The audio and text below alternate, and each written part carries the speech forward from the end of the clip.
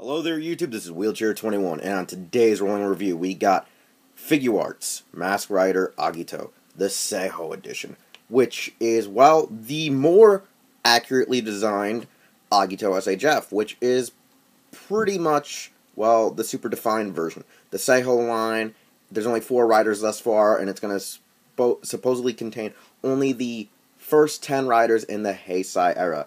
As you can see, the boxes are still this nice kind of shoeboxy kind of design. It encloses your figure nicely and is just compact and great for storage. It is one hell of a case, and it makes me love this line even more. Here's the interior of your box, which contains pretty much just the figure of Agito himself, as well as the backside, which I doubled back, which has his accessories. Now, his accessory count is only 3 pairs of additional hands and an additional head. Honestly, it is pretty much like the original, but like I said, it's the Seiho, which is more inclined to be based on the suit itself and on modern day Figuarts technology, well, I should say sculpt and design, as well as 3D, I think it's 3D digital scans. Pretty much like how Mattel and Jakks Pacific do the wrestling figures for WWE. They actually scan the suit and the person wearing it. Once removing Agito from his box, one can see his yellow or golden paint really radiates off the figure. It is probably one of the best features to Agito's design, is this nice yellow gold design that just glimmers. He is a really well-based rider. Honestly, he does have a great sense of the throwback to Kuga, since he was originally supposed to be a sequel series to it, and at the same time takes himself into his own right as a rider, not being just some generic rip-off or counterpart to a previous series. One thing I do like, though, is the bands go all the way around his forearms. One thing I don't really like is that his anklets aren't really full shin guards, I guess, would you say? Shin leg guards. And as you can see, a giant spider kind of just fell down from the ceiling. Now, as I was saying, I'm not really one for the whole design around the legs entirely. Kind of reminds me of Wizard, or at least Wizard reminds me of Agito, how his leg design is. I prefer, like, how Kuga eventually got, like, the whole shin leg guard on the front when he became Rising. I don't know why, I just feel like it would look really symmetrical, I guess, maybe, to have, like, the limbs all done in a similar fashion where they all have the guards resting around the legs and, like, the calf and shin area.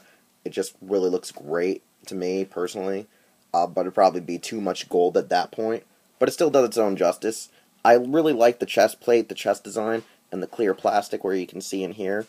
And as well as the belt. Really decent, really great.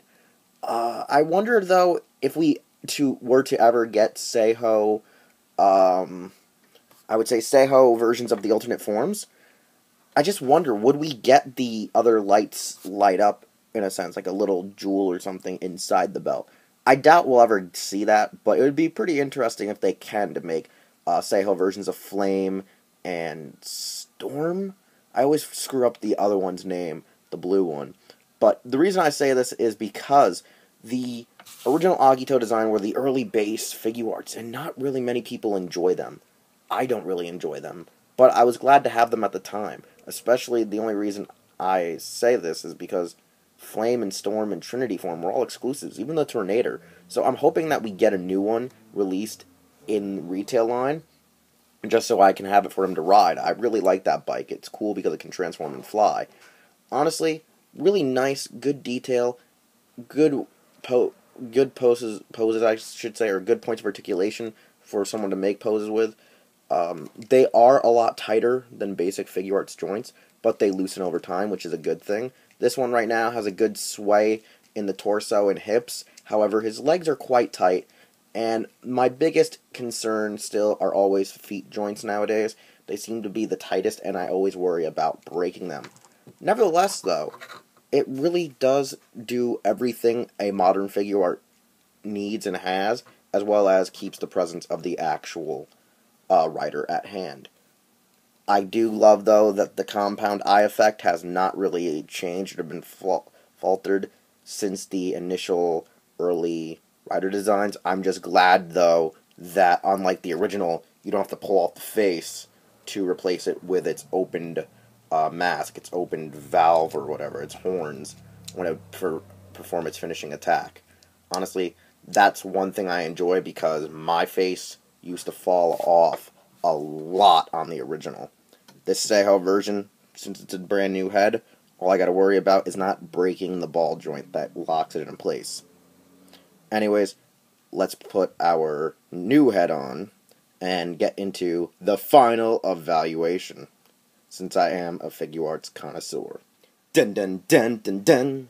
This freaking Figuart is amazing. Like I said early on in the review, it is great. It is something people will want. The Seiho edition are the penultimate Figuarts. This is the penultimate version of Agito.